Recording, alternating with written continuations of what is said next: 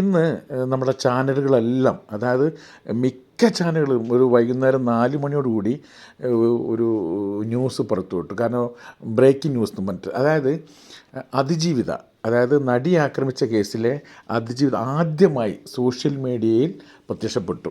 അതായത് അവർ പറഞ്ഞിരിക്കുന്ന ഇതാണ്: നിരന്തരമായ വേദനകൾക്കും കണ്ണീരിനും കടുത്ത മാനസിക സംഘർഷങ്ങൾക്കും ഒടുവിൽ ഞാനിപ്പോൾ ഇതെല്ലാം തിരിച്ചറിയുന്നതെന്നാണ്. കാരണം നിയമത്തിൻ്റെ മുമ്പിൽ ഈ രാജ്യത്തെ എല്ലാ പൗരന്മാരും തുല്യരാണെന്നായിരുന്നു നമ്മുടെ നിയമവും കാര്യങ്ങളൊക്കെ ആയിരുന്നെങ്കിലും അവരത് വിശ്വസിക്കുന്നില്ല. കാരണം അവരിപ്പോൾ പറയുന്നത് എന്താണെന്ന് വെച്ചാൽ നിയമത്തിൻ്റെ മുമ്പിൽ ഈ രാജ്യത്തെ എല്ലാ പൗരന്മാരും തുല്യരല്ല എന്ന. കാരണം അവർക്കെതിരെയുള്ള വിധി വന്നതിന് ശേഷമുള്ള അവരുടെ പ്രതികരണങ്ങളായിരിക്കാം അത്. അതുപോലെ തന്നെ മഞ്ജു വാര്യറും ഇന്ന് പറഞ്ഞിരിക്കണ ശിക്ഷിക്കപ്പെട്ടു കുറച്ച് പേര്, പക്ഷേ ആസൂത്രണം ചെയ്തവർ ഇപ്പോഴും പിടിക്കപ്പെട്ടില്ല എന്നുള്ള ഈ വാർത്തയുടെ വിശദമായ വാർത്തകൾ നിങ്ങളിലെത്തിക്കാം. അതുവരെ ഈ ചാനൽ സബ്സ്ക്രൈബ് ചെയ്തില്ലെങ്കിൽ ചെയ്തു വയ്ക്കുക. ഉടനെ തിരിച്ചു വരാം. ഈ വാർത്തയുടെ വിശദ വിവരങ്ങളുമായി ഞങ്ങൾ ഉടനെ തിരിച്ചു വരും. Thank you.